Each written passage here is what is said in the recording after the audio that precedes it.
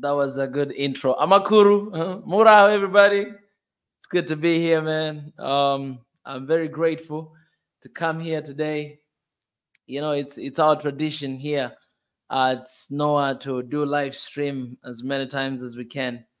And I think this time, we're gonna do this stream to do a reflection on what has been happening in Rwanda and our trip and everything. We still have a lot of videos yet to be released, so we're still releasing one after another one. But it's very important for us to do this live stream and to answer some of the questions that we see out there from the people, both the people who love, Africa, love Rwanda, or hate on Rwanda, right? It's very important for us to come here to do that. But there's another live stream that is coming. We're going to announce when it's going to be coming. It's going to be the campaign, for the new chairperson of African Union. You all know that here at SNOA Swahili Nation, we are advocating and we actually endorse PLO Lumumba as the next chairperson of African Union. We need a reformation in African Union. And so we are here to advocating for that because we do believe in the vision that, Professor has. And we do believe at the work that he has been doing for the continent for many years. The continent, the Africa we want, we as youth, we as Africans, we believe that it can actually be brought, these visions, they can actually be realized by the PLO Lumumba, the professor. So we're going to be having that stream. Actually, I'll be having 10 different guests from 10 different countries. We are bringing the entire continent together, man, advocating for His Excellency PLO Lumumba for the next chair of African Union. So I'm very excited about this, and I cannot wait for you guys to be part of it. We have already done live stream before here. We had a couple guests from so many countries, especially West Africa. But this coming live stream is going to be with 10 different countries that we picked. But we're going to continue to pick different countries as well. We want to invite you guys to be part of that conversation. We want to invite you guys to be part of that contribution. We'll release dates in coming days. We'll release on our social networks here on YouTube Community tab. We'll release on X, on Instagram, on Facebook, everywhere. Name Mika Chavala, Swahili Nation will be able to release there. And right now, welcome everybody. We're live on X. We're live on YouTube. We're live on TikTok. Also, we're live on Instagram. So we're live in 4 different platforms. YouTube, Swahili Nation. These are the 3 platforms, Mika Chavala. So wherever you're joining from, I welcome you. You are at the right place. This is your home. This is where we connect and we unite our people, Africa. This is where we change the mindset of our people. This is where we transform our mind. One of our mission is to decolonize the mind through authentic knowledge, right? And I will share with you the concept that I really related with, in Rwanda, this decolonization of the mind, basically freeing our mind from the slave mentality, freeing our mind from what we went in the past, unvictimizing ourselves and looking at where we are right now, looking at where we want to go in 5 years, in 10 years, in 100 years, looking at where we want Africa to be in the next generation. All right. Maurice Monroe once said that politicians are concerned about the next election, but leaders are concerned about the next generation. So what we do here at SNOA is we are concerning about the next generation. We know that for us, maybe our generation, we're a little late right now, you know what I'm saying? But we are not giving up. We are not losing hope. We're not hopeless. We're not helpless. We keep investing on today, believing that what is going to happen tomorrow, it really depends on what we do today. You understand what I'm saying? What is happening in Rwanda today, 30 years after what happened in 1994, it is the investment of what was done right after that tragedy that happened at that time. All right. So everything that is going to happen tomorrow, it is the result. It is the outcome of what we are doing today. What we are doing today really matters. This conversation that we are having here today really matters. What you do today really matters for the next generation. So we are rarely concerned about ourselves because we believe that, okay, perhaps we're a little late, but if we screwed up, if our generation screwed up, if the generation before us screwed up, and we are in this mess because of what they did, We ain't going to blame them. We are not going to victimizing ourselves, but we're going to be accountable. We're going to take responsibility, and we are going to invest today for the next generation, because I don't want the next generation. I don't want my kids to start blaming me that, you know what, Daddy, you didn't do your part. Look at where we are. I don't want, 60 years later, I know I'll still be alive. When I'm looking at YouTube, if we're going to have YouTube at that time, I don't want to see the mini me, the junior me, standing here and talk about Africa and be like, this is because of your generation. You did nothing for us. And look at where we are. No, no, no, no, no, no, no. I am doing my part. And I understand that, PLO Lumumba always says this. It doesn't matter. Okay, anyways, I said this, that this week that we're going to have another live stream to advocating for PLO Lumumba, because we want PLO Lumumba, we as a people, we as young people, we want PLO Lumumba to be the next chair of African Union, because there's a speed that we want, and we relate with him. His reputation is authentic, his accountability and responsibility, things that he has been saying, for a lot of years, and things that has been doing through his foundation. I think it's the time to realize in the continent. And it takes us, guys. If you do not know, PLO Lumumba, the professor, he's one of the front runner of African Union chair. And for us, in order to have him as our chair, we really need to advocate for him, and we really need to bring awareness. We already have a group on WhatsApp that has more than 300 people, that all of us, we have the same reason. All of us, we have the same heart, that we want PLO Lumumba as the next chairperson of African Union. So if you guys want to be part of it, we'll be sharing the link as well to join, but also we'll be having the live stream to talk about it, okay? All right, but I'm here today not to talk about PLO Lumumba. We're going to come to talk about that, but I'm here today to talk about what went down in Rwanda. And what did I see in Rwanda? What did I felt in Rwanda? What did I feel in Rwanda? And this will be my honest evaluation about everything. And just to tell you guys, I still have a lot of stock of videos that we filmed, a lot of them. So we're going to continue to release them one after another one. And my people on X, don't worry. If you guys don't have YouTube, we are actually thinking about uploading the entire episodes on X as well. So you guys will be able to see the entire episode of like 27 minutes, because you have these very long videos that you can only find on YouTube, right? On TikTok, on Instagram, on X, we just upload like short videos. The longest one, it could be 5 minutes, a little bit longer than that. But if you go on YouTube, you find 27 minutes, right, of just the episode, the day 1, day 2, day 3 in Rwanda and what went down. And I really, really, really, really encourage you guys to go and to access that. God, I thank you for today. Thank you for giving us this opportunity to sit down again, to talk about this beautiful continent we love and beautiful countries we love in the continent. And at this time, we're going to talk again about Rwanda, the country that you brought me to, the country that I experienced a lot, the country that I felt a lot, the country that I've seen so much. And perhaps I did not see everything, but all in all, I give you praise and I invite you in this conversation. In your precious name we pray. Amen. Guys, welcome. If you are new here, please don't hesitate to subscribe. Don't hesitate to like this stream. Don't hesitate to share with somebody. Invite somebody, right? Copy this link. Share somebody. Share in the WhatsApp group. Share somebody. Say, you know what? We're about to talk about our country right now. We're about to talk about our continent. And don't worry. If you're not Rwandese, don't feel like this is not your stream. I always say this, guys. You guys remember when I was in Ethiopia, some people were annoyed because of how much I was talking about Ethiopia, because of how much content I was uploading about Ethiopia. Okay, I went to Zambia, the same thing happened. The thing is, wherever we go, we want to shed the light as much as we can about that country.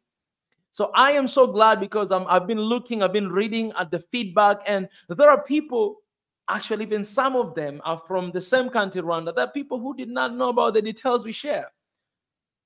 And to be honest, our videos are very informative. Things that we share, most of them I get from the first-hand information, right? So these are things that you don't just read, but these are things that you hear from the people. These are things that you listen from the people and understand what people are going through, what people are doing. These are things that you see with your own naked eyes. You see how people are acting, how people are working, how people are doing. You see it. So me sharing with you these are not propaganda. These are things that I've seen with my own 2 eyes. You understand what I'm saying? With my own 2 eyes. And let me just be very clear, because I've seen a lot of Yesterday, my brother, Wodemaya, he texted me. He said that, this is what he said. He actually, he DM'd me on Instagram. And I got to read these guys for you because it's very important what he says. So I tweeted something, about, this is the world that we all, we need to think freely. I don't want to impose my thoughts on you. I don't want you guys to think like the same way I think. You know what I'm saying? That's not what I want to do. I don't want you guys to think like the way I'm thinking. No, I want you guys to think in your own space. I want you guys to evaluate my word. I want you guys to watch my video, to listen what I say, and to evaluate with by yourself. And I want you guys to take a step to actually go and visit Rwanda, see the country, and see for yourself, and evaluate with it, and come up with your own conclusion. That is what I want, because we really encourage people to think freely. We always say this, that SNOA, we are the voice to the muteless, not the voice to the voiceless, because we believe everybody has a voice. But some of us, we don't speak because we're muted, right? So we are the voice to the muteless. If you feel like you're muted, well, we're going to speak on your behalf. You understand? Because what we do here is not illegal. What we do, we share our honest opinion of our beautiful continent. For so long, the media, for so long, the internet have been shedding negativity about Africa, and we cannot stay no longer. Even if we do not have our own platform that we own by ourselves, like this YouTube or this SNS, they are not our platform. And a lot of time we get censored, a lot of time we get limited, a lot of time we get like something like that. You know what I'm saying? We get that because, if you say something that they don't like you to say, they're going to limit you. On TikTok, if you say something against China, they will limit you. And Facebook and whatever, all this, but we're going to use the same platform we have to shed some light, because we want the internet to be filled by the positivity of our countries. I ain't going to be here to talk about negativity all the time, because otherwise all of you guys will be depressed. Because it's true we have issues in Africa. It's true we have a lot of things that are going on in the continent. It's true we are struggling. Yes, it is true in the continent, but not all the time we're going to talk about that, because sometimes we just have to focus on the small light that we see in the continent in order for us to see the bigger picture. And my one and first, and I think this is the biggest message that I came up with in Rwanda, I went to Rwanda, and then I came up with is possibility, possible. In this platform, we get connected with a lot of youth, a lot of people, right? And most of you that I talk to, I'll tell you the truth. I have somebody in the team that, one time, she was telling me this. She told me this. She said, Mika, I'm really hopeless about this continent. I don't have hope. I'm just tired. This person was doing something with me, but she said, I'm tired. I don't want to do this. It's too depressing. Doing this and doing that is too depressing. Every day, if you've been following us for a long time, you've seen us writing letters, open letters to leaders, open letters to there. We write all the time, open letters, okay? And I'm just exhausted, because these things, they always just come. There's always new up there. There's always new things. There's always. So she's like, I'm tired. I'm hopeless. Some people say that, confess that. Some people, they don't say anything, but they act. And most of them, how do they act? They run away from the continent. They walk away. Most of them, they die in the sea. Most of them are refugees. Most of them, they're being held captivity in the Europe, in whatever. Most of the majority of these people were running away from the continent, not because they don't love continent, not because they don't love their countries, but because they're finding a better life somewhere else. They are hopeless and they feel helpless. They feel hopeless and helpless to be in the continent. This is very concerning for the future of Africa. People running away from the continent is very concerning. Africans should stay in the continent. All right, we have brain drain. Brain drain is basically all the students. Myself, I was once diaspora. I lived outside for 9 years. And most of my people, most of Africans that I met them there, They do not want to come back to the continent. Simple reason, because of what we talk about all the time. They don't want to be depressed. They look at me what I do today, and they're like, man, this is the reason why you went back to Africa to do this, to shout, to talk about all these things all the time, you know, to be accused, to be attacked, and all this. This is what you did. I mean, you studied economics, you had your own career, you left that to do this. This is what you came to do. But you know, the thing is this, that a lot of smart people, smart Africans, they're not in the continent right now. They're not in our countries. Look at your country. Look at Rwanda. Look at my country. Look at all these countries in Africa. Most of them, they get scholarship. They go abroad. Why do they go abroad? Because they're needed there. And if you're smart enough, you'll be offered a job right even before you graduate from the university. I have one of my friends. She's in the United States. You know, we started in primary school, you know, in Tanzania. This person, she was hired as soon as, even before she finished. This girl, I think even right now, I think she's working for Microsoft. You know, she was hired already because she was very smart. And most of them, they get even green card, they give them nationality as soon as possible. If you have a certain way of expertise, they give you that. A certain way of talent, they give you even a green card. Today, if you go to United States, you find more than 13,000 Nigerian doctors. The same thing in the UK. Majority of professionals, majority of smart black people in the United States and in the UK are Nigerians. They've been offered their citizen there, and they have their kids, the babies that become the citizen there.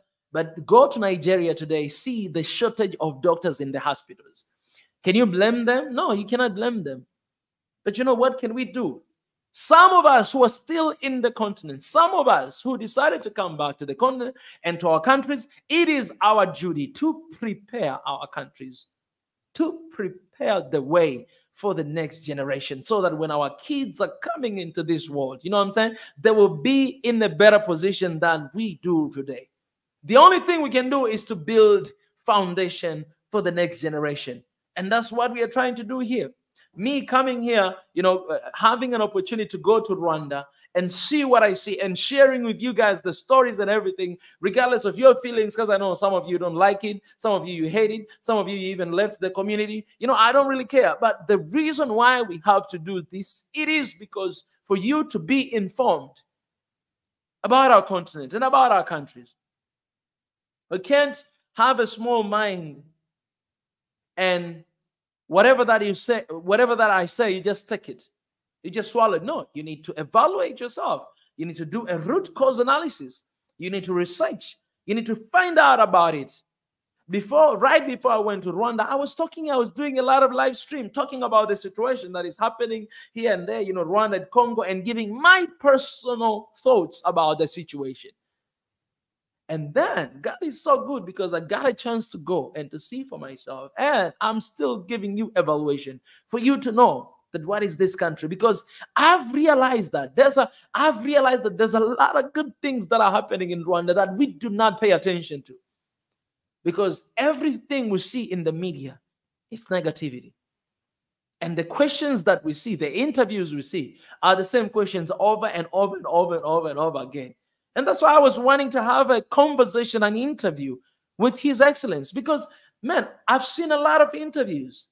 I've seen a lot of questions, and all the questions are the same all the time. Same questions, same answers. Same questions, same answers. And it's boring, to be honest.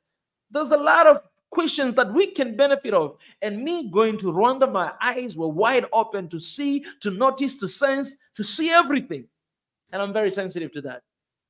Yeah, you know, I'll tell you the truth, guys. I don't know everything. I cannot claim to know everything. I'm not all-knowing God, you know. I'm still learning. I'm still studying. But I'm still sharing with you guys what I found out. I'm still sharing with you guys what I see. For those who did not have opportunity to visit Rwanda, did not get that chance, then at least you can get ABC from your brother right here, all right, from your fellow African, and you can evaluate for yourself.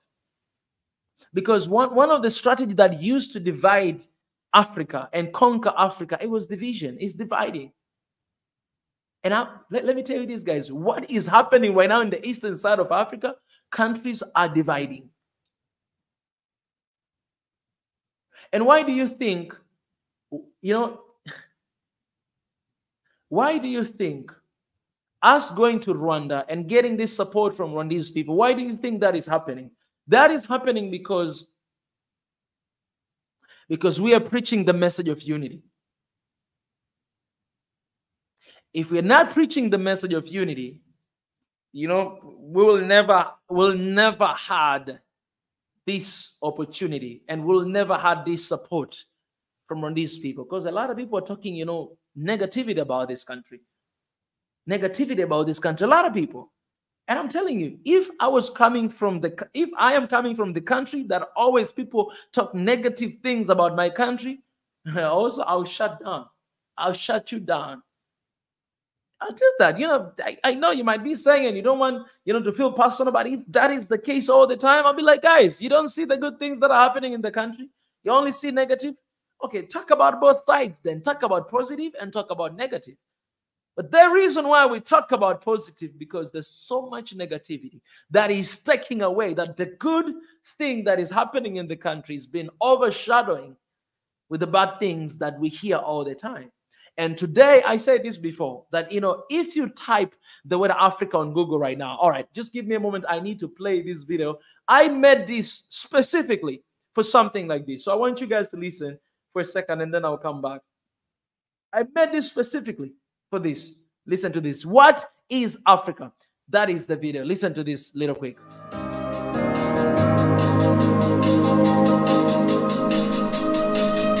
So Africa, a place where poverty and pandemic diseases are originated, the least wealthy continent per capita, the land where the only things to be found are animals, corrupted leaders, poor kids, dirty water and civil wars, people who are in need for help, donations and support, aka the NGO's motherland. For others, honestly, Africa is just a very hot, dark and sad place everyone wishes to escape one day.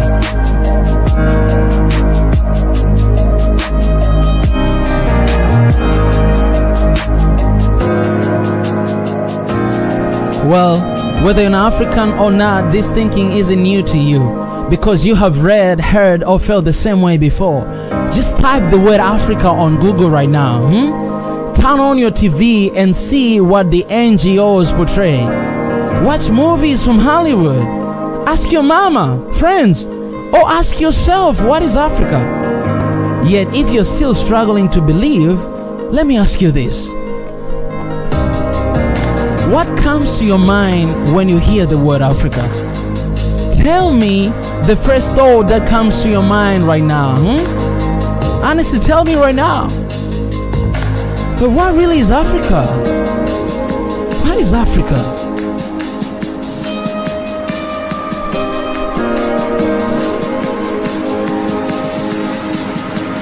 Listen, there are many theories about the name, but one that is close to the truth is Al-Kebulan. This name translates to Mother of Mankind, or according to other sources, the Garden of Eden, the place where love, peace and unity dwells. Al-Kebulan is an extremely old word. Many nations in Africa use this word, including Ethiopians, Nubians, Moors and Numidians.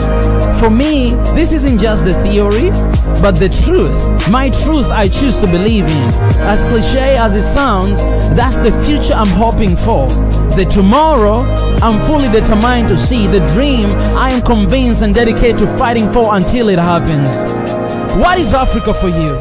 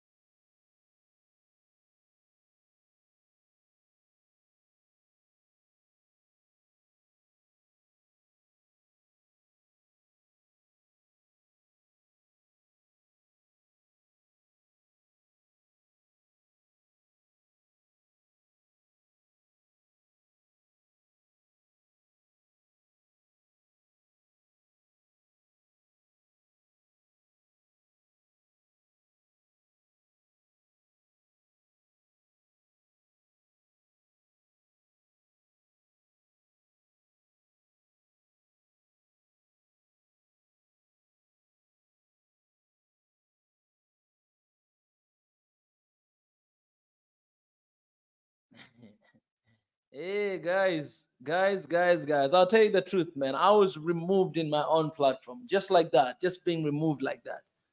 Just remove. This is what happened all the time. You know, when you talk about something very important, internet it just removed you. This 5G, I don't trust this 5G internet. I'm telling you, it happens so many times, and it just happened right now. It's just removed like that. So I'm gonna play this video once again, and thank you guys for hanging out right there. All right, I really appreciate you guys for being patient. All right, I'm gonna play this video again. If they remove us again, I'm gonna come back again until we speak this message. You know what I'm saying? I'm not gonna stop. This is it's a battle here, and we're not gonna let them win. Okay, I'm gonna play this again, and I'm coming back.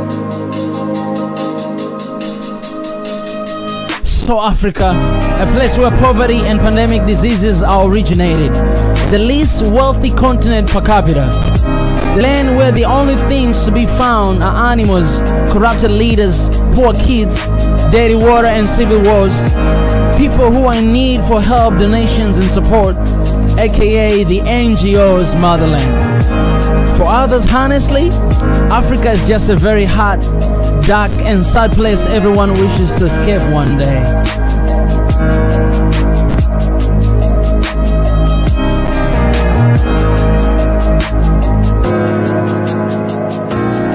Well, whether you're an African or not, this thinking isn't new to you, because you have read, heard or felt the same way before. Just type the word Africa on Google right now. Turn on your TV and see what the NGOs portray. Watch movies from Hollywood. Ask your mama, friends, or ask yourself, what is Africa? Yet if you're still struggling to believe, let me ask you this. What comes to your mind when you hear the word Africa? Tell me the first thought that comes to your mind right now. Honestly, tell me right now. But what really is Africa? What is Africa?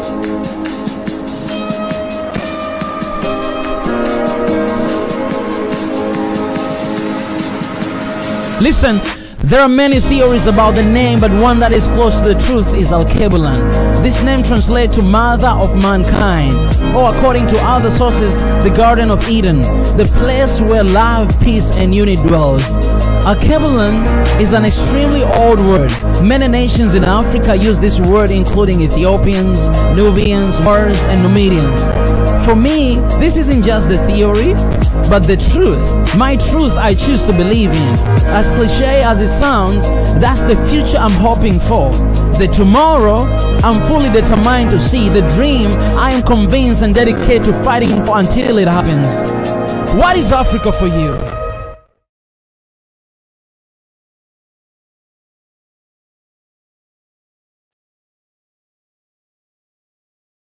So yeah, what is Africa for you?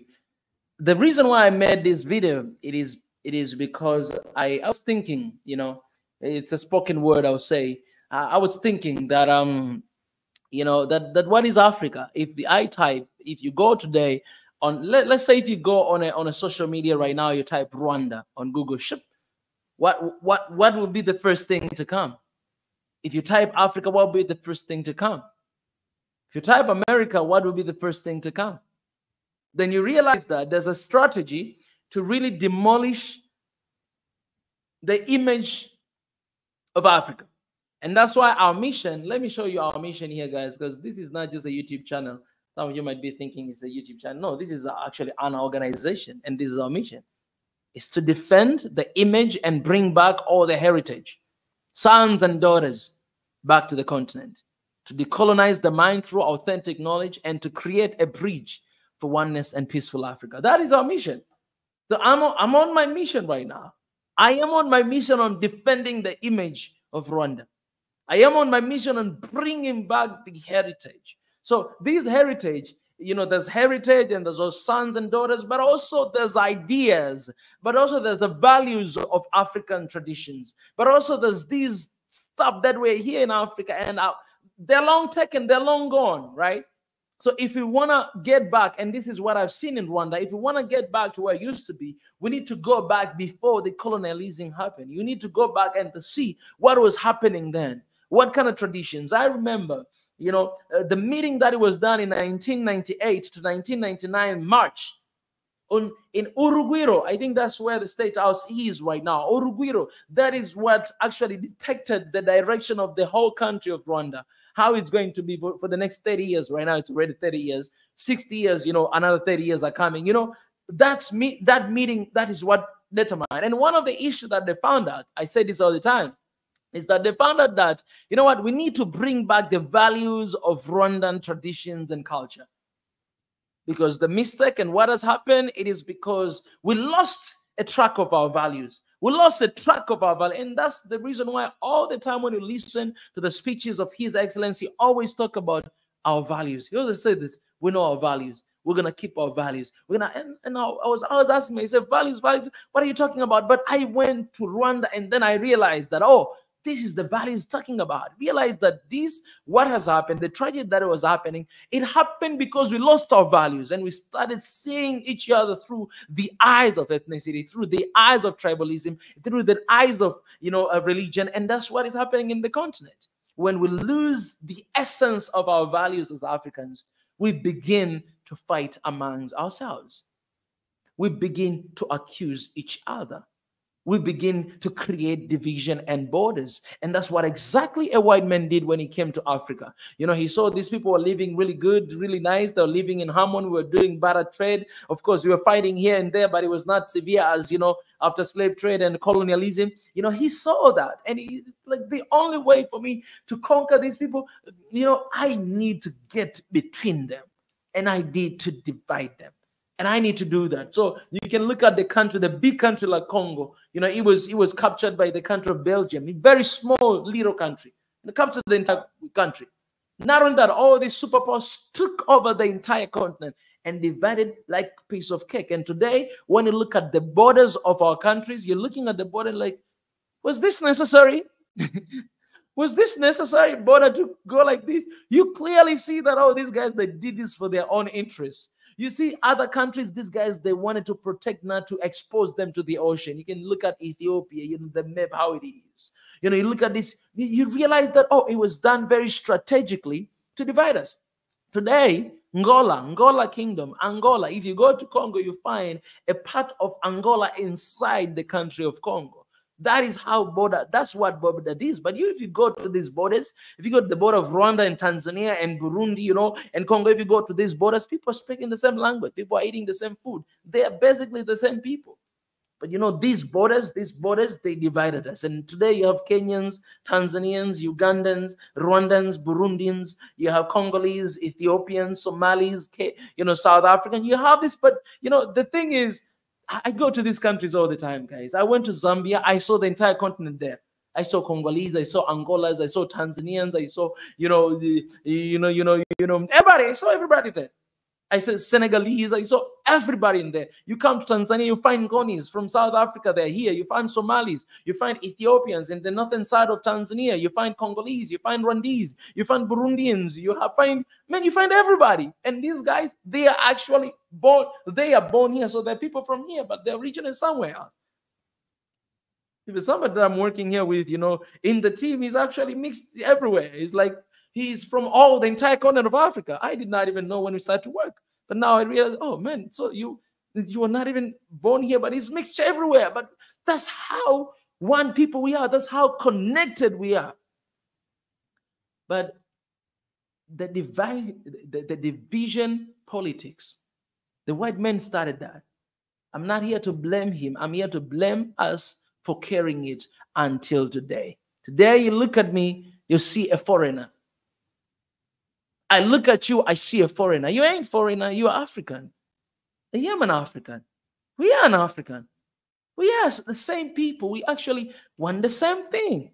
Some of us are doing a little better than others, but we want the same thing.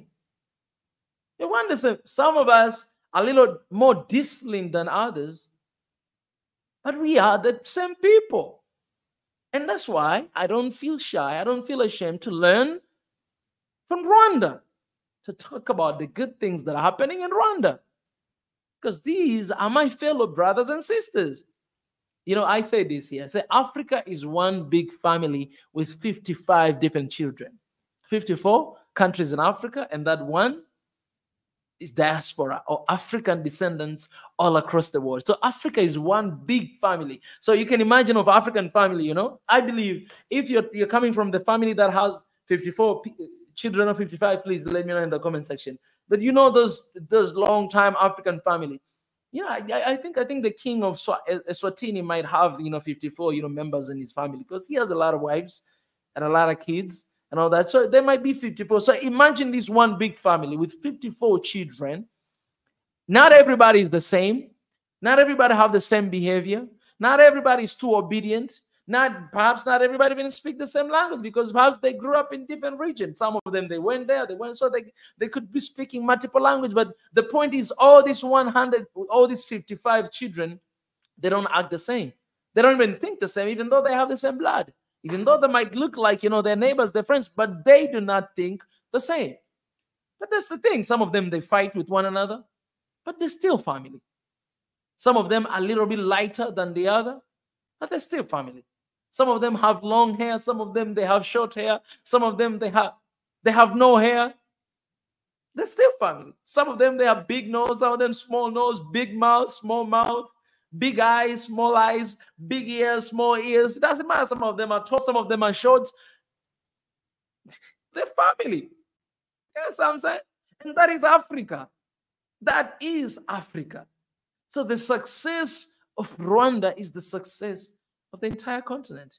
And the failure of Rwanda is the failure of the entire continent. The success of Congo is the success of the whole continent. The failure of Ethiopia is the failure of the entire continent. You cannot be at peace if your neighbor is not at peace. You cannot.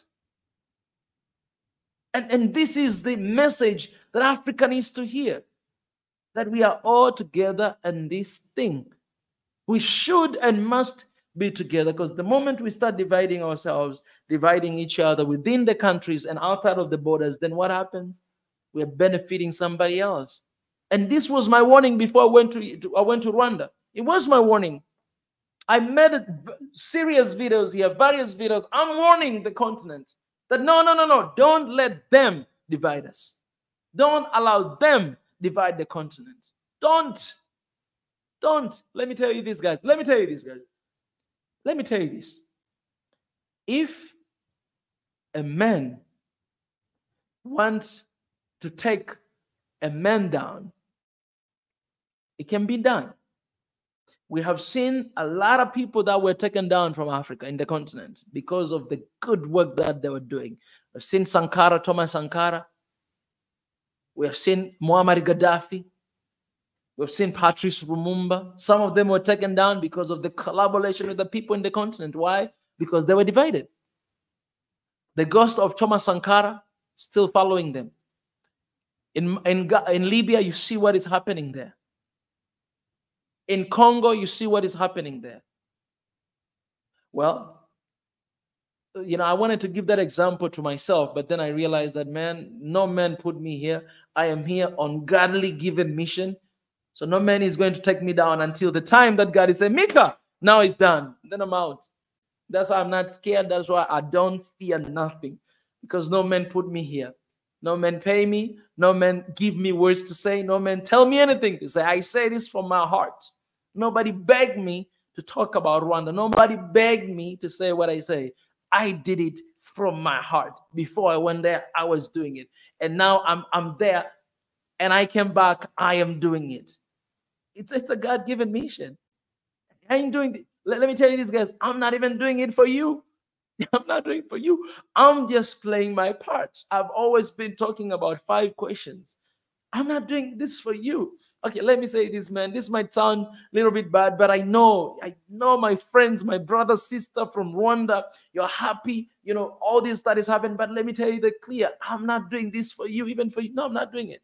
First and foremost, I'm doing this because the mission I've been given by God to do it, to unite my people, and I'm doing it. I am faithful to Him, first and foremost. I give a report to Him, not anybody else. Nobody hired me. Nobody write reports. No. I am doing this before God. And that's why it doesn't matter what you say, whether it's positive, whether it's negative. It does not matter. It does not matter. I got used to it. It does not matter. It doesn't really matter. It doesn't. I am being faithful to the mission that God has given me. And that is to unite my people, however that looks like. If it is making these, little videos and talk about this, and if that unite our people, it's a blessing. It's Mugisha. You know what I'm saying? Mugisha's blessing, guys. That's my Rwandi's name, Mugisha. Kwizera Mugisha. All right? It's a blessing. It's Mugisha. You understand what I'm saying? And that is what we must think as Africans, that the first person that you report to, not your president, not your people, not even yourself, but is before God. So you're doing right before him. If you do right before him, then you don't have to worry about the people, because that's all matters. We are here on a specific mission. We did not just exist by coincidence, like boo, we're a monkey and then return back to human being. No, that did not happen. It's a lie to undervalue you, to make you think like you used to be a monkey. You act like a monkey. No. I was not monkey. If you believe that, it's you. Me, I was not monkey. I was sent here for a purpose, man. And I'm not gonna leave this. I'm not gonna leave this world until I finish the purpose I was born for. That's why I give you those 5 questions. Who are you? Your identity. Where are you coming from? Your source. Why are you here? Your purpose. Why are you here? What can you do? Your potential. And where are you going? Your destination. So if you do not know who you are, if you do not know where you're coming from, you cannot know why you are here. If you don't know why you're here, then you don't know where you're going. If you don't know where you're going, then you are lost. I know where I'm going. And I'm not lost. So the first person you report to is God. And that is what I wish even leaders of Africa can listen to this and understand that you don't report to the Constitution. You don't report to your voters first. No, first and foremost, when you're in your secret place, you respond to him. Because I'm telling you, this oxygen we have, it's him has given us. You can take it in a second. It can be just gone away like that. And if it's gone in a second, what have you done with your life? Because life is a series of time and this opportunity. Life is an opportunity. God told me this long time ago. Life is an opportunity that God has blessed us with here on earth. In a certain period of time that we all don't know. But you can be here today and tomorrow you're not here. But that opportunity that you've been given, you're going to be asked one day, what did you do? What did you do with it? You're not just giving life to waste. That's why you cannot afford to waste your time, because whoever wastes your time, you waste your life. And when you waste your life, you waste your purpose. What are you living for? Why are you here? The first person, leaders of Africa, the first person you respond to is God. Before anybody else, before courts, before whatever, it's God. That's why it's very important to have leaders who have a fear of God, because the fear of God is the beginning of wisdom. And the fear of man. If you have somebody who has the fear of man, will do things to please people. And when you do things to please people, you're not going to last long enough. Because the interesting thing is these people are never pleased. While you please others, others are mad at you, are furious at you. So the only focus you should have is above. And when you focus on that, you don't care about nothing else happening down here. Because you know that I ain't going to give my report to you. You did not hire me. You did not call me to do what I do. I was called to do. This is the reason, man, for such a time like this, a time of broken world and broken Africa and broken continent, for such a time like this, God prepared us to be in this place right now. And we're going to play our part, whether people agree or not. So I am encouraging you, the youth of Africa, Africans, play your part. Stop fighting with your brothers. Stop fighting with your sisters. Stop fighting with your fellow human being. Stop fighting. That's not your battles. That's not why we are here. To fight over the borders, to fight over this and this. That's not the reason why we're here. We're here to make this place a better place. We are here to save him, first and foremost, and to fulfill our purpose that we are called to do here on earth. If you do not know why you're here, then you're existing. You're not living. The day I found out why I was here, I started to leave, and I started to leave 5 years ago. Before that, I was existing. That's when I decided the vision that I had for like over 20 years, that okay, 20 years later, this will be my vision. I decided to start living my vision, my dream 5 years ago. The dream that I had to achieve when I'm 45 years of age, I started to live 5 years ago. And man, I'm telling you, man, the mugisha of the Lord, the blessings of God, oh, it's all over the place, man. When you leave your purpose. So Rwanda, guys, Rwanda is it's a place that it really gave me so much hope. Because we have been crying about Africa here. You guys, I mean, you see, sometimes I cry, you know, in my videos. You know, I don't really like crying, you know, but sometimes I do. And I went to Rwanda, and I was crying with tears of joy. You know, there's this one episode, you know, I'm walking around this street of Kigali at night with the border, and I was just crying, man. I was just crying. My tears were just falling, man. I actually realized later that I was crying. Like, I started to cry, and I did not know that I was crying. I did not cry because, you know, Rwanda is heaven. No, I cried because, man, I saw possibility. I was like, man, it is possible. I believe this. People always call me, Mika, you're very idealistic. Do you think you're going to have the single currency? Do you think you're going to have the single passport? Do you think you're going to have the single army? Do you think you're going to say? They ask me those questions, and I cry because I see hope. Just like, you know, let me tell you this. I don't know the meaning of this Rwandese flag. Look at the Rwandese flag. The Rwandese flag, okay, let me show you here. This is what I saw in Rwanda, and I want to share with you guys. All right, let me share with you guys here. Okay, let me Rwanda. Rwandese people, please help me. Help me about this flag. Somebody tell me in the comment section what is the meaning of this flag. But I want to give you the thing I got when I was in Rwanda. This is what I got. The reason why I was crying, this is what came to my mind. Okay. All right, let me do this. Let me share this. Share this screen. The reason why I cry because of hope. All right, this is what I saw. So the hope, while I was riding at that night with this boda guy, okay, that guy, his name, I forgot his name. What was his name? I'm sorry, brother, I forgot your name, man. I should remember his name. Sorry. All right, so this is what I saw. So I saw the horizon. You see this sun in this flag? Guys, tell me what's the meaning of this. I do not really know the meaning of the flag of Rwanda. I can only guess, like, maybe the blue is the sky.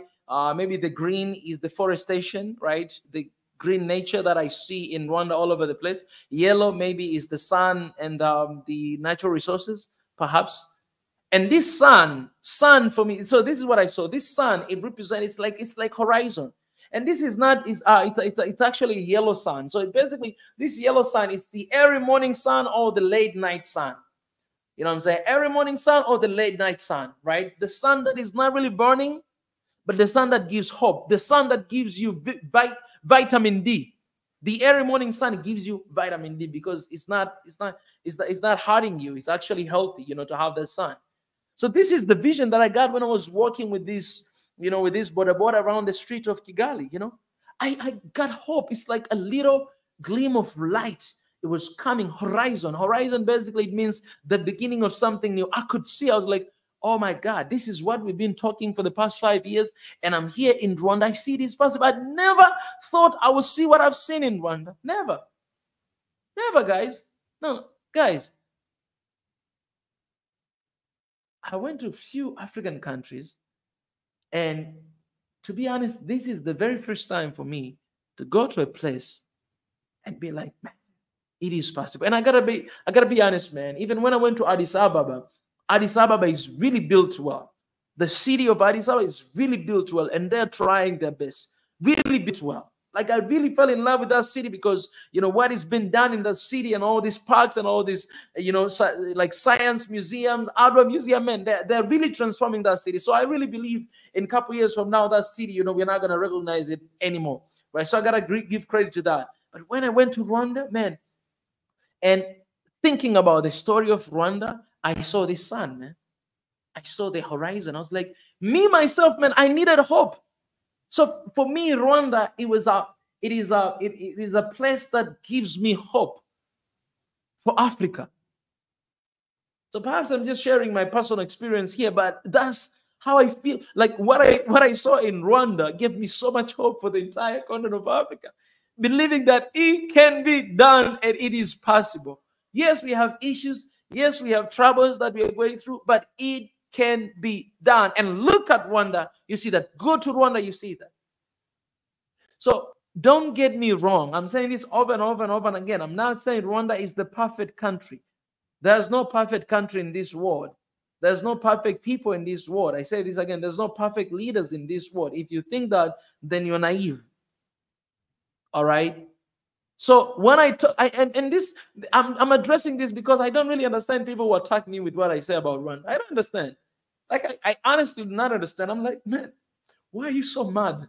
Bro, I'm only talking about good stuff. Why are you so mad? Why? Like, give me a break. You talk about your things and let me talk about my things. All right, this is my space. Let me talk about my experience in this country. Okay, if you had a worse experience, that is you. I had a different experience, and perhaps there's this experience, and we need to know this experience as well. That's all that I'm saying. That's all what I'm saying. But it's sad that they're thinking very little. People are thinking that His Excellency Paul Kagame is paying me. And I wish he was paying me.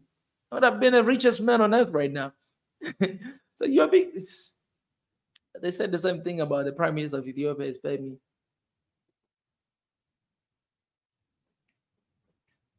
Now, because we are advocating for PLO Lumumba to become the next chair of African Union, they will say PLO Lumumba is paying me as well. I'm being paid with a lot of people, man. They say Chinese are paying me when I was talking, or they say Americans are paying me when I was talking against BRICS.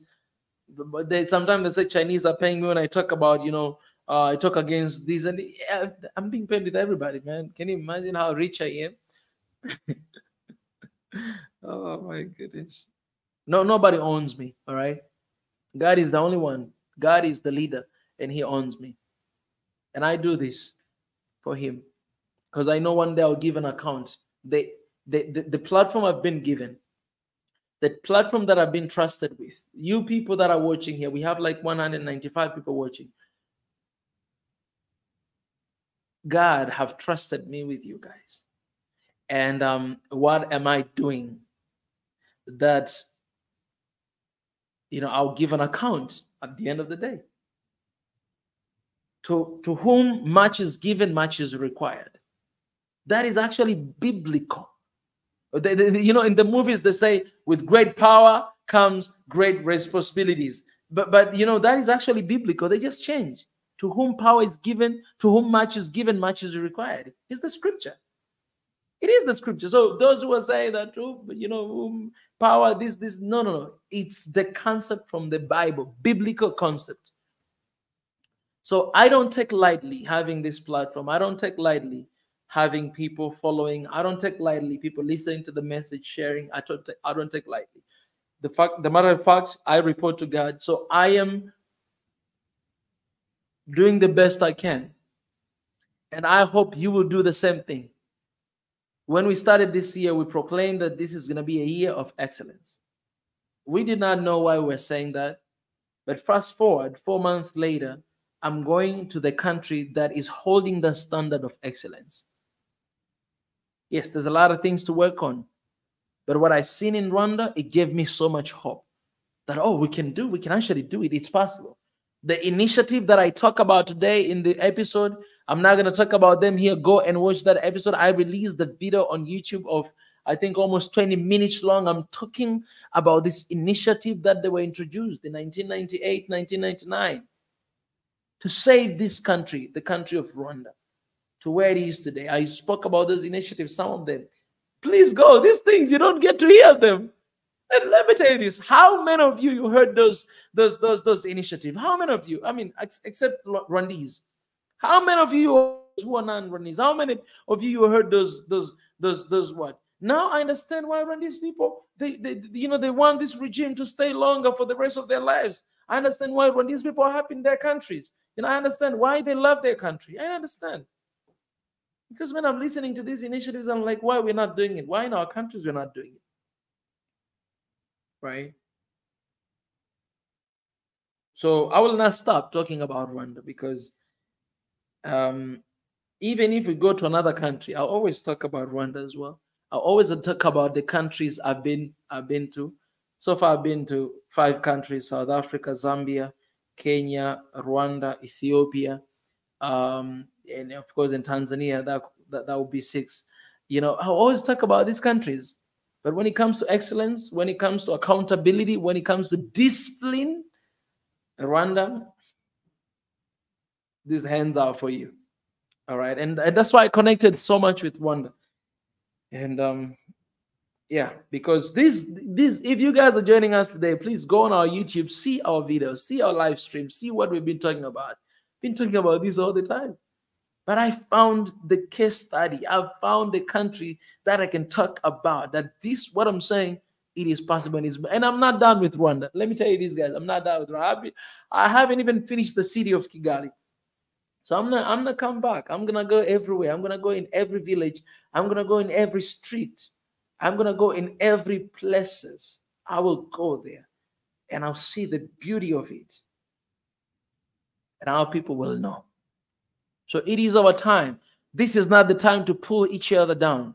This is not the time to talk, to belittling each other. No, this is the time to lift each other up. Because we have been belittled for so long time. Slavery, slave trade, and then slave trade, slavery, and then even right now, neocolonialism. We have been belittled every single time for so long time. Africa, we deserve a break, and the break is going to come if we start looking each other differently. You look at me, you don't see a foreigner, you see a fellow African. I look at you, I don't see your tribe, I don't see your religion. I look at you, I see a fellow African who wants the best for their family, for their countries, for your people surrounding them. That's what I want to see. That's what I want to look. Hate me, it pains me. It pains me so much. And for this, I love Ethiopia. And for this, I hope my people from Ethiopia, you listen. I hope we listen and we learn that we cannot still base our politics and everything based on ethnicity. We cannot do that. I hope we listen and we get away from that because it's very dangerous. It's very dangerous for the future of this continent and your country. Very dangerous. If you cannot listen to what we say, because I've done hundreds and hundreds of videos about the same thing. Hundreds of videos. Ethiopians, you know it. You know it. Go on my YouTube, go on my TikTok. Most of videos about that because this is the big issue in that country. And I love this country. I went 5 times in a single year. It's just like this. I went to Rwanda, right? And then I go again, and then I'm invited again. Then again. It happened to Ethiopia. Invited by the government multiple times. But now I think we're not in a good time because of what I said. So, because I don't lie. I'm honest guy. I don't lie. I say things the way it is. If I don't agree with something, I'll say it the same way. Just like the way I agree with something. You know what I'm saying? I don't sugarcoat. All right, and I'm not afraid of anything. So right now, I believe you're not in a good time because no invitation. But the thing is this: that I've done my part, and I will keep doing my part. If you don't listen, that is up to you. But we can do better. We must do better. We have to do better. There is no other option. There is no other option. Rwanda, it's remarkable what they've done in the past 30 years. Imagine some of our countries, we gained our independence 60 years ago. More than 60 years ago. Until today, we're struggling with dust in our cities. Dust. Dusty road. Everywhere. When it's rain, it's like you are in the mud festival. You understand? When it's rain in some of our countries, it's like you're in the mud festival. This is city. You are in the cities, biggest cities in Africa. You are like in the mud. You guys, mud festival, right? You're like in the mud festival. The roads, even cars cannot pass by. A lot of people are dying. Casualties everywhere. In the cities. 60 years of independence. What are we doing? We cannot even build our own infrastructure. Roads. Roads. 60 years, guys. Think about this, 60 years. One thing, cannot get one thing right. Road are the same, food insecurity, hospitals the same, schools the same, all types of infrastructure the same. 60 good years.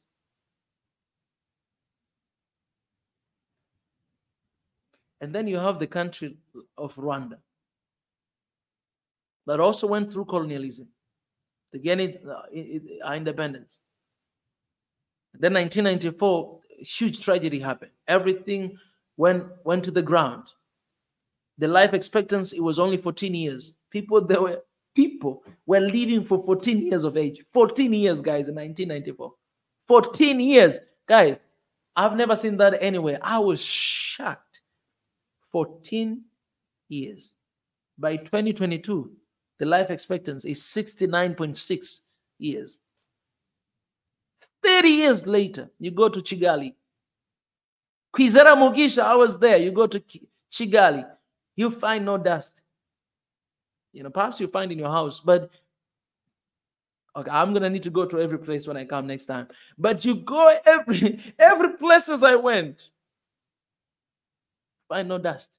Infrastructure, the roads are well built. There's some roads when you ride, you just like this. It's like you're on the roller coaster. Oh. If you're riding with a pregnant woman, she's going to give birth before you even get to the hospital. These are our roads, most of the places. You know what I'm saying? Little kids, they always, we always put them in the chairs where they do like something like this. Oh my God. Okay. Yeah, little children, we always put them in the chairs when they always do like this, and then if they're crying, they'll stop crying. These roads, when you ride with the little children, they don't cry because all the time they're like this, like all the time like that. These are roads in Africa. These no excellence at all. Why it's like this? Because there's some crazy people there. They took the money of the people. Instead of building good and quality road, they use it for themselves. And they spend a little budget on the road, and this is the bumpy road you get. And this road, they don't even last for 5 years. So every single time that you have a leader, they talk about the same thing. That we need to do roads again. We need to, we need to improve our infrastructure. It's the same agenda for 60 years. You have one leader today, 5 years later, they come to change. These roads are like this. I need to do this, guys, as much as I can so that you guys may get my point, what I'm talking about. I know you might be a little bit distracted, but I want you to get the point, all right? These are roads in Africa. I don't even want to ride cars anymore. These are roads. It's better to walk to, you are in the car, but you feel like you're running, you're jogging. You see, I'm sweating right now because these are roads. You can't ride them. But you go to Rwanda, in 1994, everything was smashed. Everything, zero. Healthcare, zero. Infrastructure, zero. Education, zero. Everything. 30 years later, 30 years, while other countries are sleeping.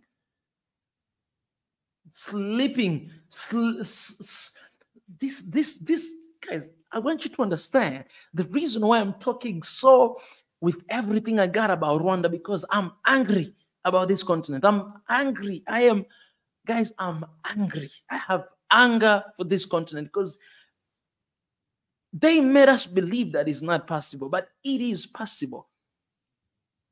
It is possible. Don't accuse people. You don't know what they're doing for their countries. You don't know. Go to their countries, see. Don't unless you have evidence. If you have evidence, go ahead. Me, if I have evidence, I will condemn. We always condemn. I condemn. I don't have evidence. I can't, let me tell you a very simple fact. Don't talk about things you don't know. Don't talk. If you don't know, if you do not know, don't talk about it.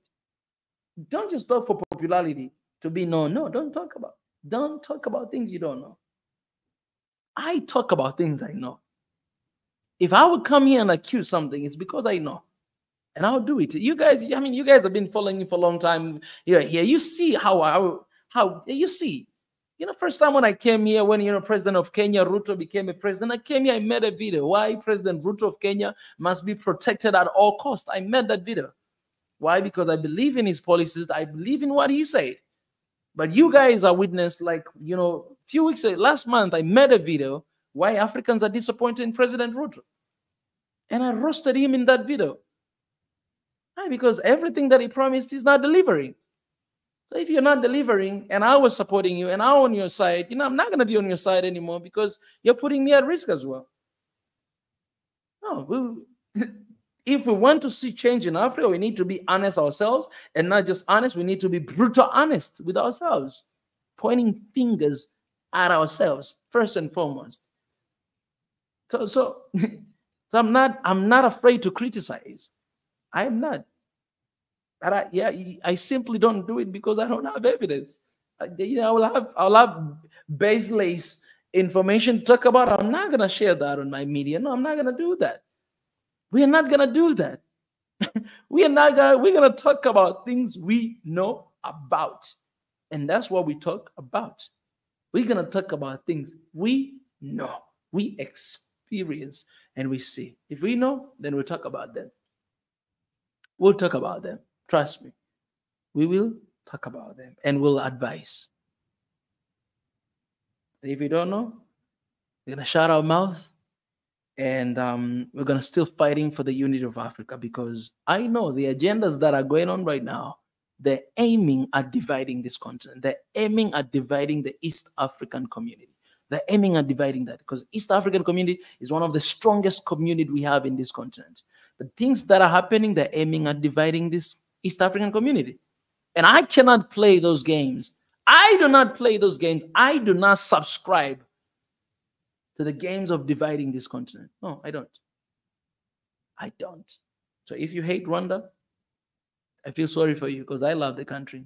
And sadly, you are in this space, and so you're going to hear that message all the time. Because I love Africa, and I love all the countries in Africa 54. And whenever we go, we'll talk about them. So I don't know which one will be the next country, but wherever we go, we'll talk about it. And I hope the people that we bring in, people from Zambia, in Zambia, we come here, people from South Africa, they're here, Rwanda here. I hope as we come together, I hope we are moving together again. Next time when we're in different country, I hope Rwandese, my brothers and sisters, you're going to come with us in that country as well. It's very important.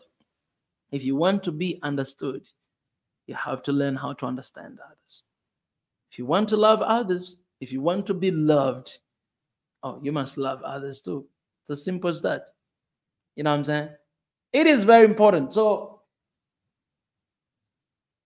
the bottom line is I fell deeply in love with Rwanda.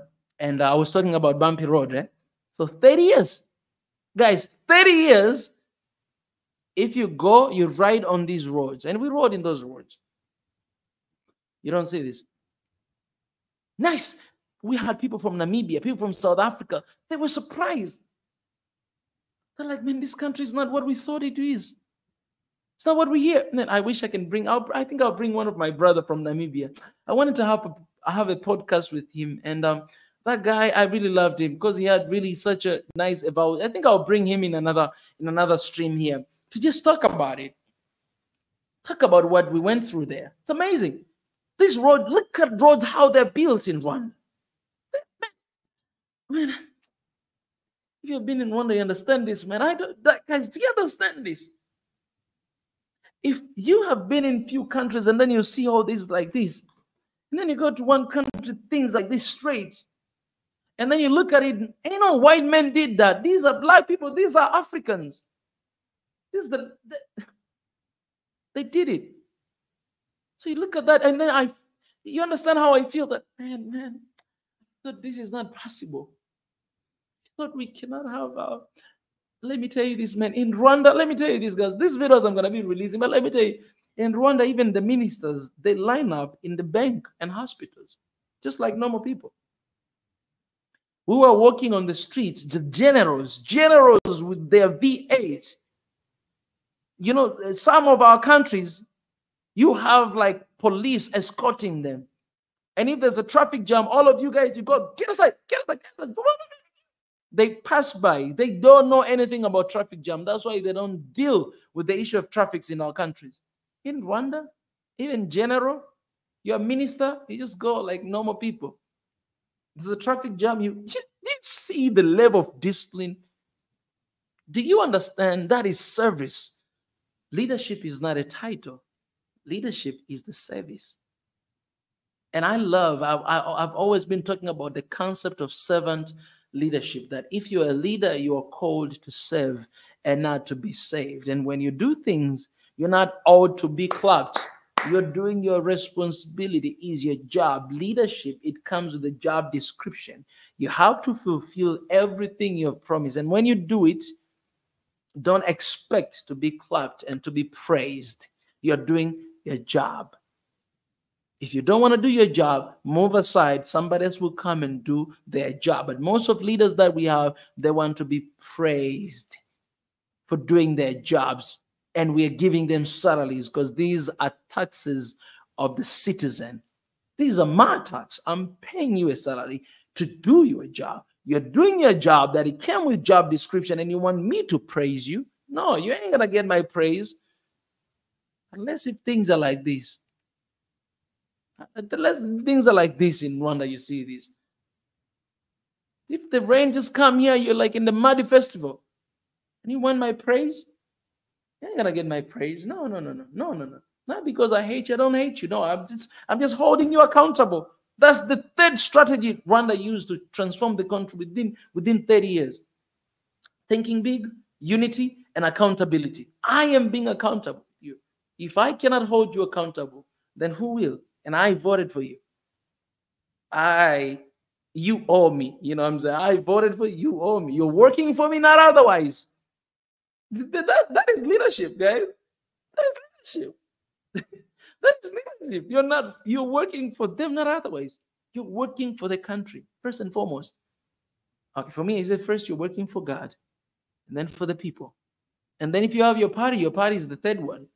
But your responsibility, your duty are for the country, not otherwise. So you go to country like Rwanda, man, you see these roads. You see no dust you don't see there. You see these ministers, man, they're friendly, these ministers, man. Some of our countries, meeting ministers like you're meeting God. You know what I'm saying? You're like meeting God. And that's why people, they want to become a leader because of that fear. Then say, if I become a leader, I'm not going to stuck in these traffic jams. If I become a leader, I'm going to be, feared. I'm going to be. Get out of here, man. You don't know nothing about leadership. I might not be in that position yet, but I'm learning this. And let me tell you this. The person that I'm learning from leadership is Jesus. That is my mentor. Jesus is my mentor, and I'm learning leadership from him. When I talk about servant leadership, I'm learning from my mentor.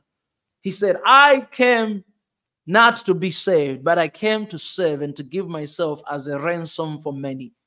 That's why he came, to serve people. He went to Peter and he wanted to wash his feet. Do you know, in Judaism culture, washing somebody's feet is the lowest job anybody could ever do.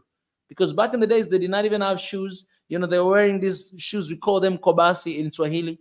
And these feet, they're the dirtiest part of the body in Judaism culture. So Jesus kneeling down, first of all, taking towel, washing disciples' feet, is basically, he was saying that I am your servant. That's why Peter was like, get away from me. Don't wash me. I'm supposed to wash you, not you. And he said, if you don't want me to wash you, you do not have a partnership with me. Basically, he was telling him that, hey, I am trying to teach you the lesson of leadership, that you need to serve others. And serving is not doing what you only want. No, you're doing what is required to do. You are doing what you are supposed to do. Even if it's the lowest part of the job, you need to do it. That is accountability, that is responsibility, that is discipline, that is understanding of your responsibility as a leader. You know what I'm saying? So that is my mentor. So if you know, and I say this, that, you know, do not settle for anything lesser than your value. If I'm talking things that you feel like they're too idealism, no, these are not, these are practical. And I believe in excellence, and I believe in accountability, right? And I think it's the time, Africa, to change things around, because we have been looked down upon for a long time, and we've been complaining for a long time. But this is not time to complain. We need to look in the inside, to look at what is wrong with us. What is the problem? Where did we do wrong? Where did we go wrong? That's what they did in 1998, 1999, Rwanda. They looked down. Why this happened? Why the genocide? What can we do so that this may never happen again? They evaluated themselves, and they found out, and look at where they are today. Commenting from Zambia. Appreciate Zambia. Zambia in the house as well. Oh, guys, right now, drop the flag of your country. I would love to know which countries are watching here. So drop the flag of your countries. And I'm going to finish very soon. So this is my message to Africa. Africa, we are one people. Africa, we are one people. And we should all have one agenda. And that is, we should always be concerned about the next generation. If you have a leader who is concerned about the next election and not thinking or concerned about the next generation, don't vote for them. We must be concerned about, where are we going to lead this country to? If you have a leader never talk about that, then ask yourself a lot of questions. Is this the right leader? We have Rwanda in the house. We have Ethiopia in the house. We have Namibia in the house. We have South Sudan in the house. Mukisha, Amakuru. Hey, Amakuru. Yeah, drop the flag of your country. I love to see where people are watching. We have Netherlands in the house. We have United States in the house. Appreciate, God bless everybody who is joining. And we have a lot of people following us from X, more than 200 people from X, actually. So you guys can drop the comment in the comment section as well. I know most of you just watch. And let me remind you guys, if you watch this stream, like, you can just leave a like. If you have 200 people watching, you know, what do you lose by leaving a like? Are you losing anything if you just leave a like? Okay, if you don't like what I'm saying, then it's fine. You don't have to leave. I don't need to force you.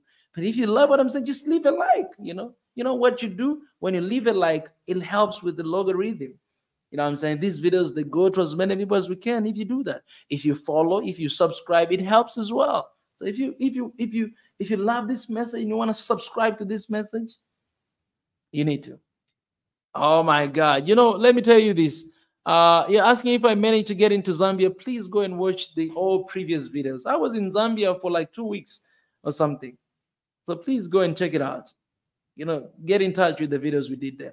So guys, here on YouTube, please subscribe. We need to reach 500,000 subscribers because our message needs to grow. Imagine if we had like the community of 500,000 subscribers, and then we'll say this message.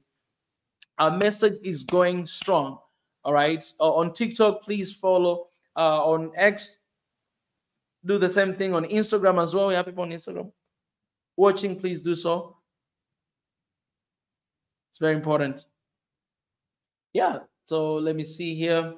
Yeah, people from Canada watching. Yeah, smash the like button. Yeah. You know, this is what I'm wondering. Ethiopian from Canada.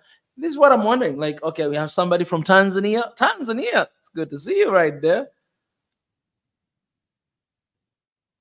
Watching from Bermuda Island. That's amazing. And let me take a break a little bit as I'm reading your countries. Watching from German. That's good. Rwanda, that's good.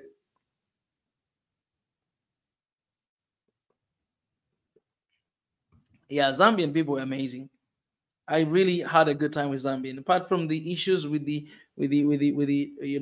immigration, but people are just amazing. We have business from Congo. That's amazing. You have Congolese watching, following this around as well. Ethiopian from German. That's amazing. Musanze from Rwanda. That's incredible. It's good to see you guys. We have Africa in here. Yeah, drop the comments. Let's see. I love you, Mugisha. I love you back. Nshimyumukiza. Murao. Murao bagenzi banje. I need to learn more. I need to learn, guys. Like I made actually. We have people from South Africa, South Sudan. That's amazing. Your bracelet is so cool. Thank you, thank you, thank you. Representing Africa. That's Africa right there. Right. I was actually taking like bracelet from every country I go. So this one I took from Zanzibar. I had one from Ethiopia. I had one from Kenya. I had one from where? Yeah, we have Somalia watching from the UK. That's amazing. Ethiopia from the UK, and then we have Dubai. Amakuru Mugisha, Amakuru from Rwanda. I really admire and respect you. You are tomorrow's Mandela. I appreciate that. When are you going to South Sudan? Anytime. Anytime. Gonna go there anytime. Anytime. One thing that I've learned is that anytime anything can happen. So if you want us to come to your country, let us know. We'll be there. Where are you from, bro? I usually love that question, my brother Umada. I love that question. I love that question because people, they usually don't know where I'm coming from. And I love it because I want you guys to recognize me, to address me as an African. This is how Africa should be. This is how we should be. Yes, I'm proud of my country. I love my country. But the bigger picture is Africa. Africa is a bigger picture. Imagine, remember, my country is within Africa. Africa, it is the cake. All right? And, you know, Rwanda, they have this philosophy of thinking big. And I always say this, that, you know, that's why I love Rwanda so much, because we connect in so many levels. They have this philosophy of thinking big. And I have this philosophy of thinking outside of the box. So people, they say you should think outside of the box. But, you know, we say that why you have to be inside the box from the first place. So you should not be in the box at all. If you're not in the box, that means you're not in those walls, in those borders. All right. And that's why I love the concept of thinking big, because he said, I think you're from Ghana. That's amazing. I'm from Africa. So 55 countries in Africa. I'm from everywhere. I'm Rwandese right now. You know what I'm saying? From Ethiopia, I'm Ethiopian. You know, I can't wait to visit Somalia. The Somali people, they don't really like me right now. Yeah, we always create enemies. I don't know, man. I don't want to create enemies, but we just create somehow. African youth everywhere, they are priceless. Why? I'm not sure if I understand the question you're asking.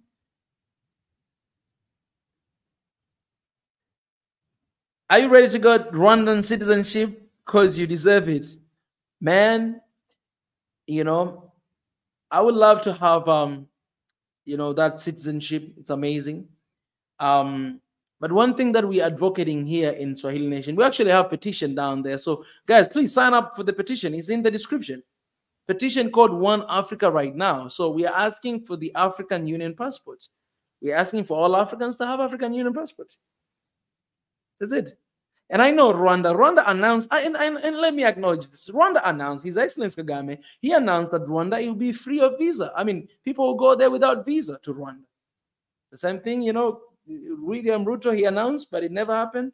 But Rwanda, he announced that. Yeah, he announced that, His Excellency Paul Kagame. I don't know if he started, but he announced that. We made that news here in Swahili Nation. So one thing that we advocate for is single passport, African Union passport. And that's why I'm saying, guys, we must vote in PLO Lumumba to be the next chairman of African Union, because we can hold him accountable for this. He always talk about this as well. So he said, Professor, we need one Africa passport.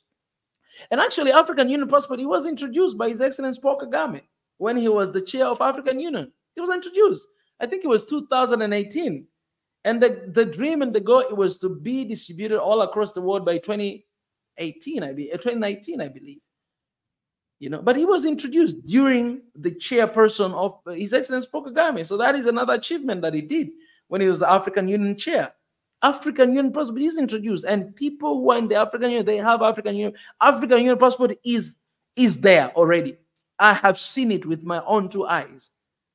Those people who are working in the African Union passport, African Union, they have African Union passport. Apparently, even leaders, they have African Union passport. So what we're advocating for here in Swahili Nation, One Africa, just say, you know what, this passport should be distributed all across the continent. We need that.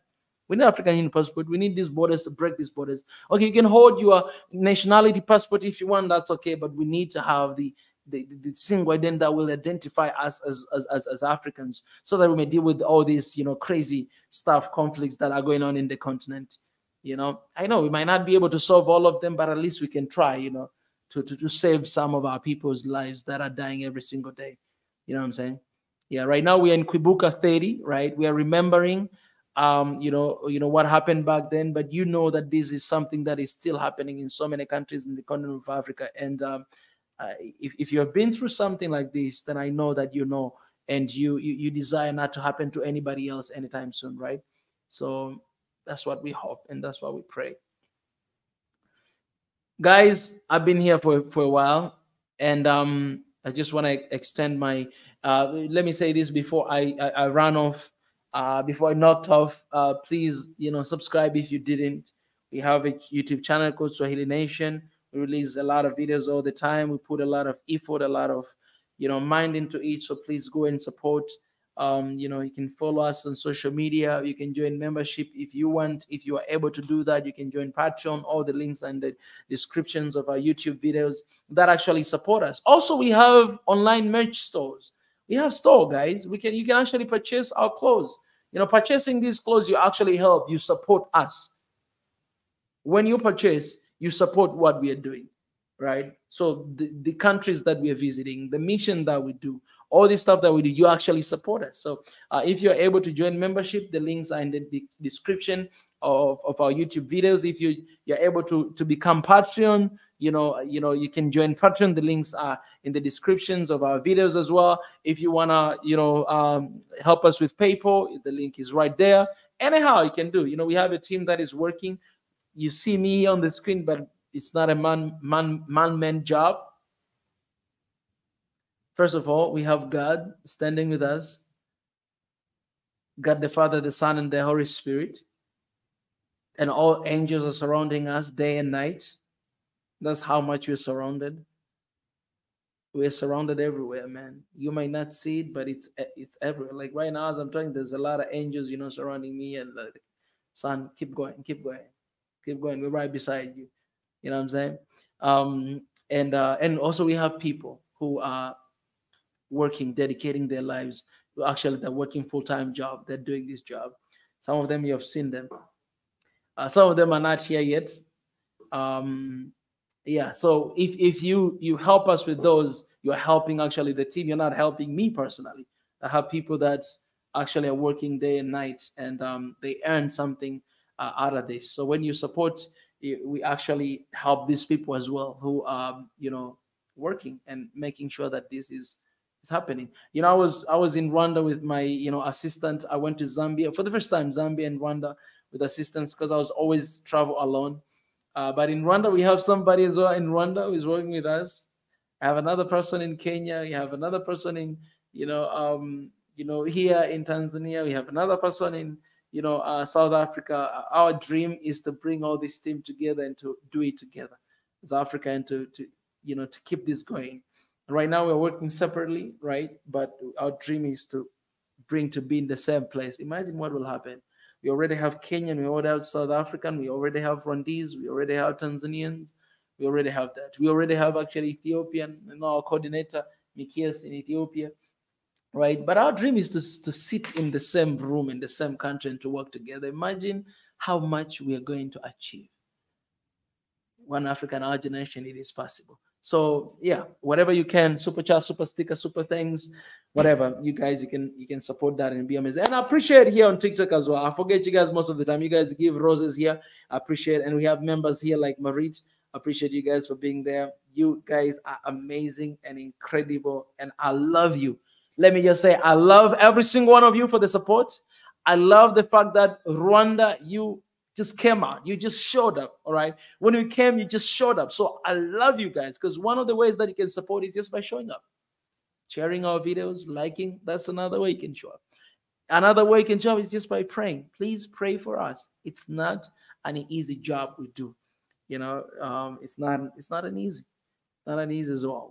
We have a lot of battles going on. So please pray. Remember us in your prayers. You pray in your religion, in your prayer. Just pray. Remember us in your prayer. That's how you do. That's how you stand with us. So there's people who can help with finance, the people who can help with prayer, the people who can help with their just them being there, whatever you can. All right. And we appreciate that. And we appreciate so much. I appreciate Rwanda. You guys, you don't know. My heart has opened up for you, man. And you have seen the videos we release about Rwanda, right? But you haven't seen nothing yet. You haven't seen nothing yet. There's videos that that's why you see sometimes I share even 2 of them, because I want to go as quick as I can for you guys to see that. You know, I'm like, but the videos are coming and you're not ready for them. So you just keep sharing, keep liking, keep sharing your thoughts in the comment section as well. Rwanda, I love you. Africa, I love you. And thank you for standing with us. All right. Oh, I'm a ride. I want to give you a ride, brother. I appreciate Papa Chocola. Appreciate, man. One day will happen, my brother. Appreciate. I love you back. Can I join you live if you don't mind, please? Motobo, I'm about to leave, man. Another time. Another time I'll have some people coming in here, right? All right. You inspire us. We should meet. Oh, definitely. Omar Nzubaha, we shall meet. We shall meet. You know, there'll be a time for that, because you know one of the things that I want to do, one of the things that I want to do, I wish to do in Rwanda. I want to sit down with youth of Rwanda, and I want to have a, you know, we open up One Africa. This movement we open up in Ethiopia for very strategic reason, because it's the capital city of Africa Union, right, and Africa as well. But in Rwanda, after going there, I want to sit down with youth, man. I want to sit down with youth in the room, and I just want to talk. We just want to talk, share ideas, and just talk, because there's something we can learn from each other. You can learn from me. I can learn from you. That's my desire. If you guys have seen the video of you know, when we were in Ethiopia Pan-African Youth Summit, that is my passion. My passion is that. Like, that is what I want to do. That's my passion. I want to stand, I want to meet with the youth and talk and figure out how are we going to get things done. That's what I love doing. I'm doing right now behind the camera, but I hope I will do that in Rwanda. I want to talk to the youth, because there's so much potential. And the youth of Rwanda, guys, please go to Rwanda, please. The youth of Rwanda are very disciplined, are well organized, they are smart, and they know accountability. You know, this very different human being, and I really relate with them. That's why I love this country to that extent, because I saw things that I never thought I would see. I mean, when I was in Korea, I see these things, and I was there, and sometimes I forgot that I was in Africa. I forgot that I was in Rwanda. I thought I was, in Korea. Honestly, because of that level of accountability, work, discipline, and everything. So I can't wait. Hopefully one day we'll have an opportunity to sit down with the youth and to talk. I know I need to let you guys sleep, and I need to go to sleep as well. So guys, let me thank God, and I'll be letting you guys go. God, I thank you for today. Thank you for this conversation. We have been talking here for 1 hour and 40 minutes, and it has been such a very productive talk. Read some of the comments, and these people joined me from all across the world. And I just return all the glory and honor, praise to you. This time that you have given us, and this name that you've given us, and this congregation that you've given us, God, is not for us, but it's for transforming this continent and for the next generation. I just want to do our part, and the rest will leave up to you. I pray for every single person who is watching. I pray for Rwanda. I bless this country. This country accepted me, received me with an open hand. So I bless this country. I bless that I will continue to prosper. I bless their leaders. I bless every single individual in this country. God, they will continue to see the hand of the Lord every single day of their lives. I bless you. I thank you for the entire continent. Horizon. There's a hope for this continent. And we are the hope of this continent. Thank you. I bless you. In Jesus' name I pray. Amen. Amen. Amen. Amen. Guys, you know, I pray for your sleep, that you'll have a really good sleep. And appreciate for joining me today. People from X, appreciate for showing up. People from YouTube, TikTok, Instagram. You guys rock. All right. YouTube, Swahili Nation, and all other platforms, I go by the name of Mika Chavala. So if you go and you write, even LinkedIn, Facebook, you know, we're trying right now to do as much as we can on Facebook as well. So visit our Facebook as well, Mika Chavala, and we have a page there, Swahili Nation as well. My page as well. So Instagram, official Swahili Nation, for Swahili Nation, Mika Chavala, One Africa. Visit that as well. X, have official Swahili Nation. We have Mika Chavala. The TikTok as well. We have Mika Chavala. So yeah, Kwizera Mugisha here. I appreciate you guys. And yeah, I love you so much. Thank you for being here. Thank you for liking. Thank you for sharing. You guys rock. And we wouldn't do anything without you guys being here. So, all right. Let me leave you like this. So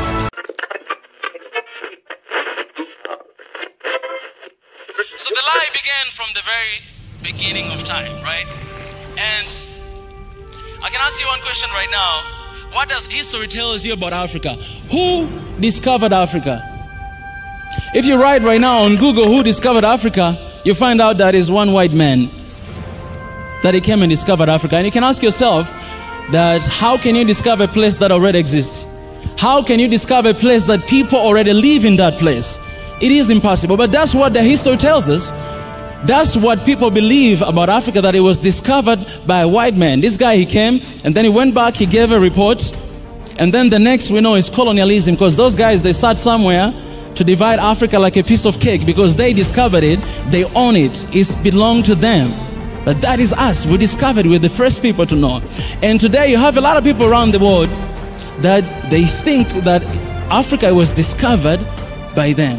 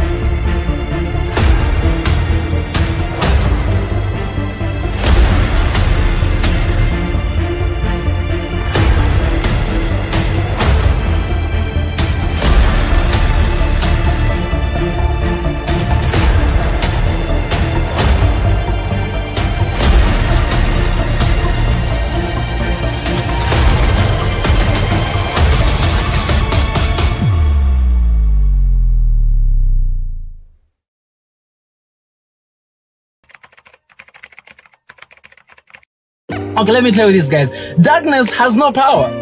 Darkness has no power at all. Like darkness, it has no power. Why? If you're in the deep darkness, all right, you don't see anything. You don't see where you're going. You don't see what is next to you. And then you just turn light. In 1 second, that darkness disappears. So do you understand the importance of light in the midst of darkness? Okay, on the other hand, if you have light, it doesn't matter how much there's a deep darkness. It doesn't matter, but you always see something as long as there's a light. This is to tell you that, guys, in the midst of darkness, there's these bright moments that happen, and our job is to focus on that. Sometimes, you know, there'll be a time we'll talk about the issues and everything and the struggles that are happening and how can we get over this, and there'll be a time that we'll channel our energy and we channel our hearts to something good that is happening.